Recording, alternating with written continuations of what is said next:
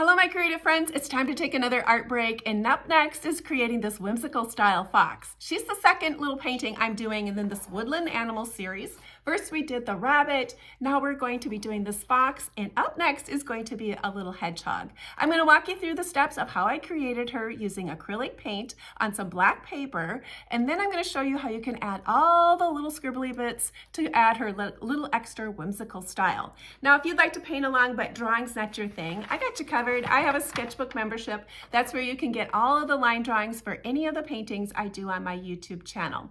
Now this series of woodland animals has a standalone pattern set, so if you'd be interested in those, go ahead and scan that QR code over there and you can check out either one, my sketchbook membership or the standalone patterns.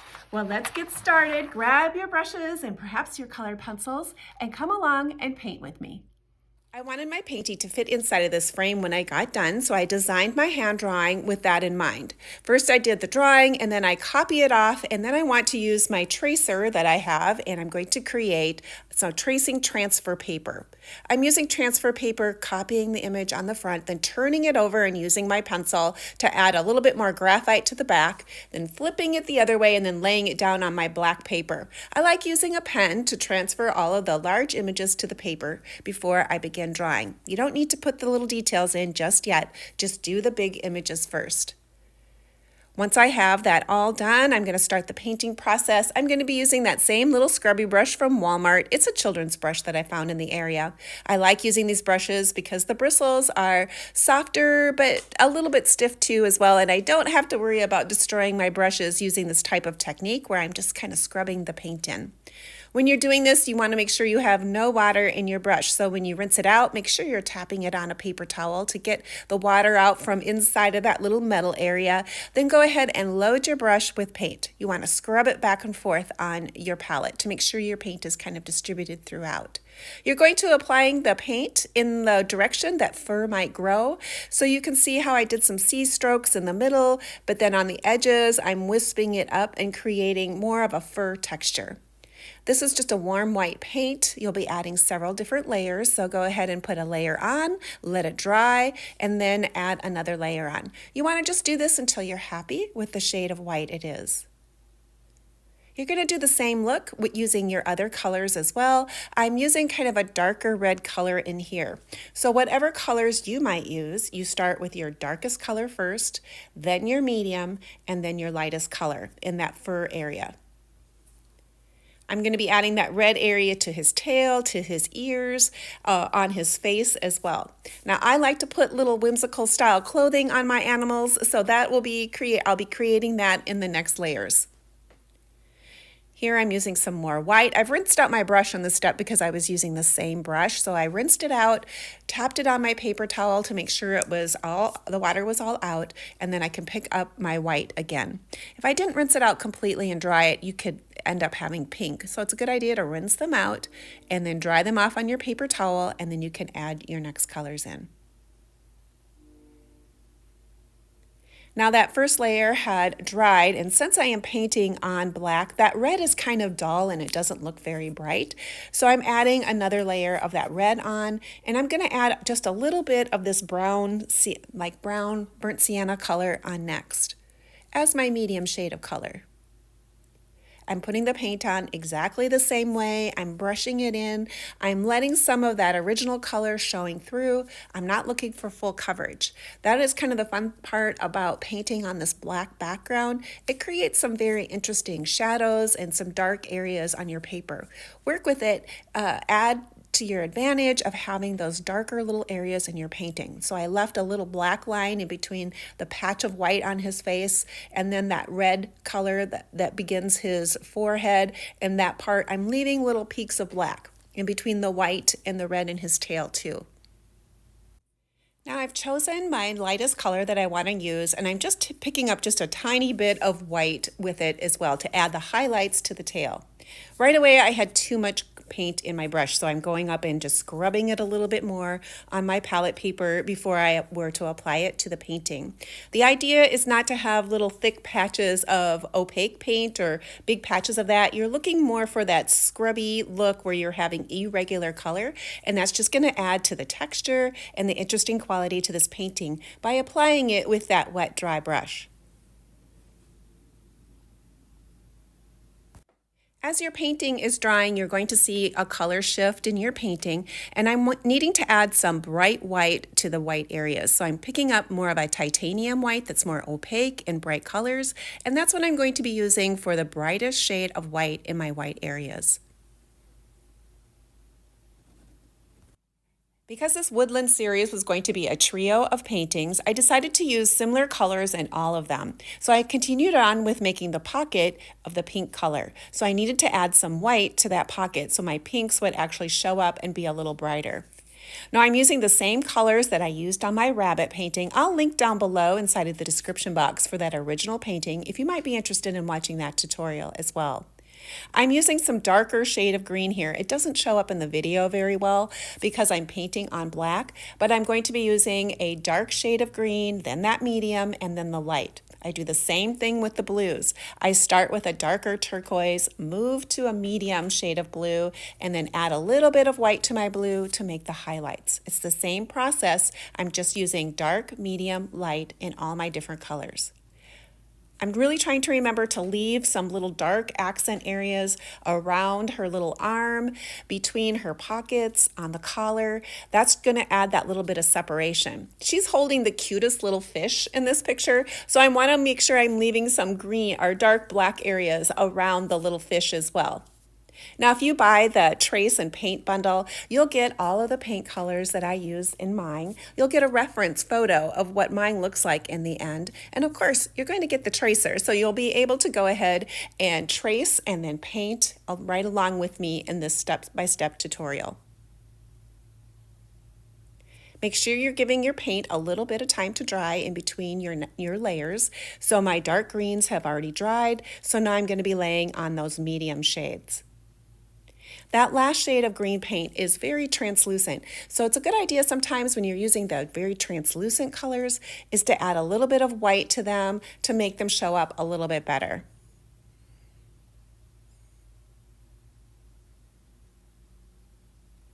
And if you have another brush that you like to use in the same area, you don't have to worry so much about rinsing them in and out between your colors.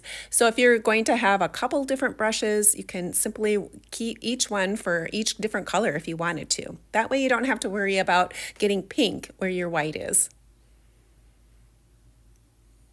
And she's coming together so nicely, and I love all of the little accent colors and this combination of the color of the turquoise, the greens, the red of her fur, and then the white. I'm going to be adding more of detail work at the end using my color pencils, my chalk pencil, a little bit of Uniball white pen ink, and that's going to bring this all together in the end. I love adding all the little scribbly bits to add the little extra whimsical character to these paintings. Once you have all the larger areas all painted in, now you can use your tracer once again, lay it back down over top of your painting, and this is when you can go ahead and trace over the small details. I like using a pen for this to go over the lines. It just rolls really nice. You don't have to worry about it breaking through your transfer paper. Now, if you need to add a little bit more pencil to get your line details to show through, just basically turn your paper over and add more of the pencil to the background. Once I have those small little details, now I'm going to get my little brush and start adding those little painted details. I'm just going to be making her eyes black.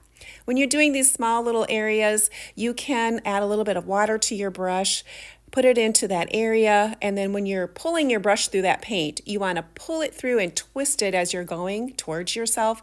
That's going to create a nice little point, sharp point at the end of your brush, and it makes painting those small little areas so much easier. Now let's go ahead and add some little bit of floated shading. I'm using a watercolor float here. I'm using an angle brush. I've dipped it into my water, and then I tap it on my paper towel until I see all of the shine gone on that area. Then I tip the brush of the pointed edge of my brush into one color that I want to use for the shadow area. And then once I have the paint on there, I'm going to rub it back and forth on my palette to disperse the paint from dark until light. And then when I add it for the shadow area, I want to keep the end that has mostly the paint on the end. That's going to be on the outside or the area I want to lay in the shadow. So you can see here on the white where my dark edges are towards the outside of my fur. And as I drag it along, I'm getting that pretty little shadow that goes from dark to light just very gradually by using a watercolor float. I added the watercolor floats to her face, her tail. I'm adding them to the inside of her ears. I added a little bit to her pockets as I go a little bit farther along as well, and around her coat and her collar. Wherever you feel like you need to add a little bit more interest to those areas, you can easily add a watercolor float. Now for these pink areas, they have started to dry, so the white has dried, so I'm adding in a little bit of a coral color to my pink area first. And then I'm going to let that dry, and I'm going to be doing a watercolor float of colors of more of a red color, so I'll be adding that. Here I've switched colors. You can see where I'm doing a navy float on her little jacket, underneath her arms, on the back of her jacket, to add a little bit more interest. I'll be adding that same thing on the side where her little placket of her jacket comes down. I'll add a shadow there. This navy color by Apple Barrel is one of the colors I really like to use. It's called Admiral Blue, and it looks very pretty to create these little shadows.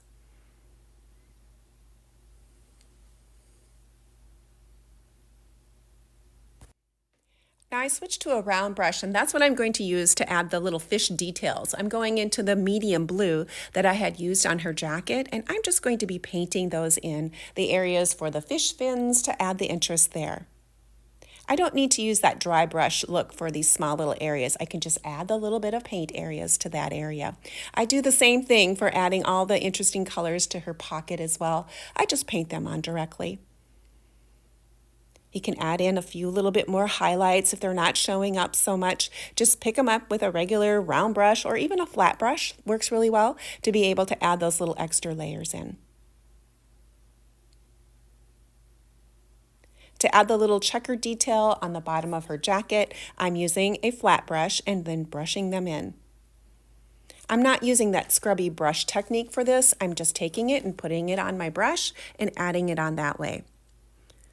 Now one area I do kind of use a scruffy brush area look to it is on her cheeks. I like picking up the color. I have this old little nylon scruffy brush that's pretty soft. I put the color on there, I rub it on my palette, but then I always put it on my hand and rub it until it feels dry. And then I know I have enough removed and I can easily blush that color on her cheeks and give it a really sweet look. I like using two colors for my blushing. I started with that lightest shade of coral first, and then now I'm just blushing on a brighter shade of red. When doing my paintings, I do like to have a little bit of the colors kind of bounced around my whole painting. So that's why I'm picking up some of the colors that I used on her cheeks in those areas and blush them down on her pockets and on the front placket of her coat. To bring her little eyes to life, I'm going to be adding little pops of color there. I'm using my stylist, a small little round ball tool, and adding two little bright highlights to the top of her eyes, and then little comma swooshes at the bottom. To add the little extra pop of color to the pink areas, I'm going to be using the Liquitex Basic acrylic paint called Fluorescent Pink. I love this color. I use it often in lots of different paintings. It's just got a very translucent quality, and it brings that extra pop of color to these paintings, especially on the black paper. Now the hearts around the outside are going to be pink, very much painted like the color of her pocket and the front part of her jacket. So I'm going to be starting with white there as well, so I can get my layers of pink to really show up. To help bring the interest to her nose, I'm going to paint just a little bit of white. I'll add just a shadow of some gray. I'll put a pop of white on there. It's just like the eyes. In order to bring my eyes to life, I always have to make sure I'm adding just a sparkle of white. That's what's going to be the catch light. Every living thing has a catch light. So if you add those little bright highlights to their eyes, it really does bring your characters to life. Since this particular painting was going inside of a certain frame, I wanted to make sure my line work or my vine work was going to be inside of that frame. So I used my tracer again. I just popped it back down, traced over my lines, so I knew exactly where they were going. Now it's time to add the scribbly bits, one of my favorite parts about doing this style of painting. My first pencil I'm going to be using is the General's Chalk pencil, and this is going to add just a little bit more fur details and light little wispiness to my painting. The white really shows up really well on top of these black backgrounds, and it's going to add that little extra whimsical style to my little fox. The one thing I find very interesting about this look on this black paper and just applying the paint and more of that wet dry brush technique is that in the end it really does almost have a chalk pastel feeling to it, because you're going to be seeing those little dark areas still of the paper, having that little extra line work and the dragging across the area because it's mostly dry. It does create more of a chalk pastel look to it, and then adding the chalk pencil and then now the color pencils with the tiny little details, it just gives it so much interesting character. The pencils I'm using are the Prismacolor Premier line. They have a beautiful quality of pigmentation to them. They're easily found. You can either buy them at Walmart, Target. You can even buy them on Amazon. I'll have some links down inside of the description box of some of the material I used, so if you're interested, you can easily check it out. I love using the color pencils on the top. I love the control I can have by getting some definite line work, but also kind of a loose quality as well, so I can hold them loosely, create more of a scribble look, but I can layer the colors as well, so really interesting look. So if I put down a brown one, I can use little subtle shades of purple. Not that there's purple in a fox, but it does make her look very interesting on her fur.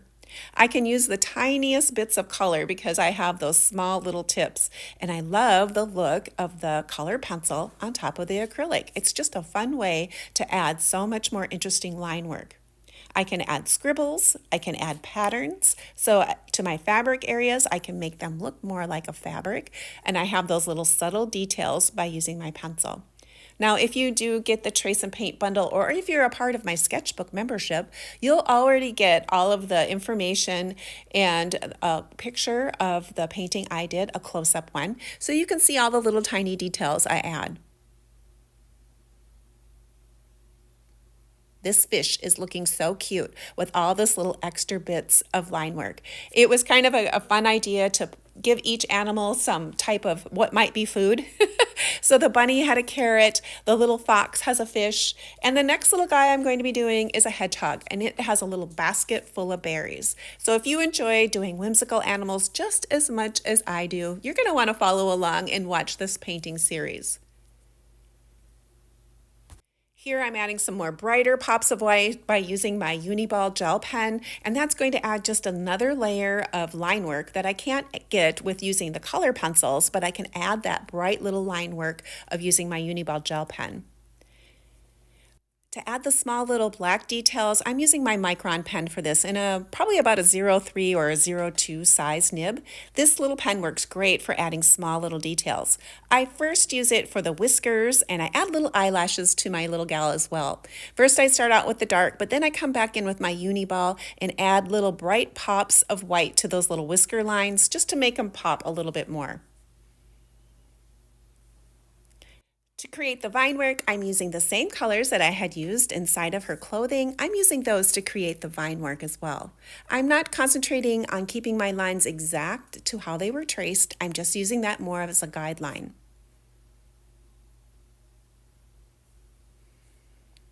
There's not a formula to this step. It's just basically do what makes you feel good, whatever makes you happy, create what and how you like. So this part is very optional on how many colors you might use. Use the colors that you want to use, whatever you might have, and use the materials you have. So if you don't have the same colored pencils, but you have something else, you can easily use that. It's just all about having fun, having a creative, fun experience, and enjoying the process. This Jelly Roll pen in the bright pink fluorescent color might be something that you want to add to your wish list of pencils that you might want to add to your set of creative line making tools. Now once it was all dry, I set the glass down from the picture, traced around it because I was going to be cutting it out. Also going to be a line area to help me make sure I'm taking my background color to at least to those edges.